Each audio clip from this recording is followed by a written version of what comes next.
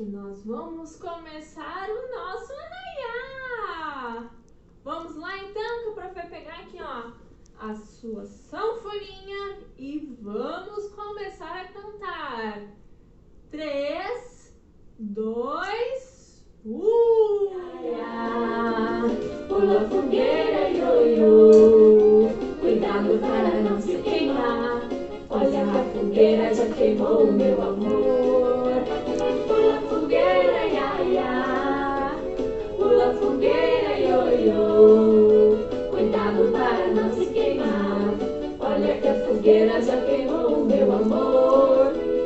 Pula fogueira, iaiá, pula fogueira, ioiô, cuidado para não se queimar.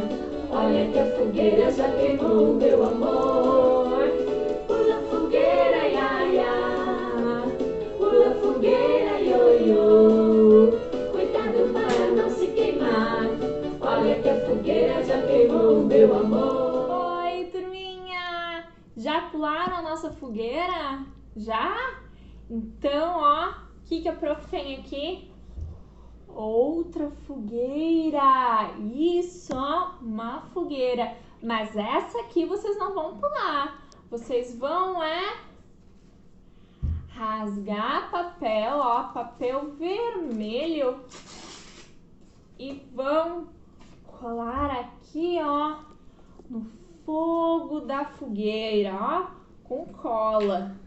A mamãe e o papai vão passar cola no fogo e ó, aí vocês vão colar, ó, os papeizinhos vermelhos ou pode ser laranja, ó, para colocar na chama, ó.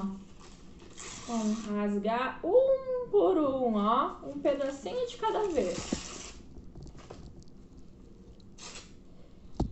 Ó, e vão colar aqui na nossa chama da fogueira. Gostaram?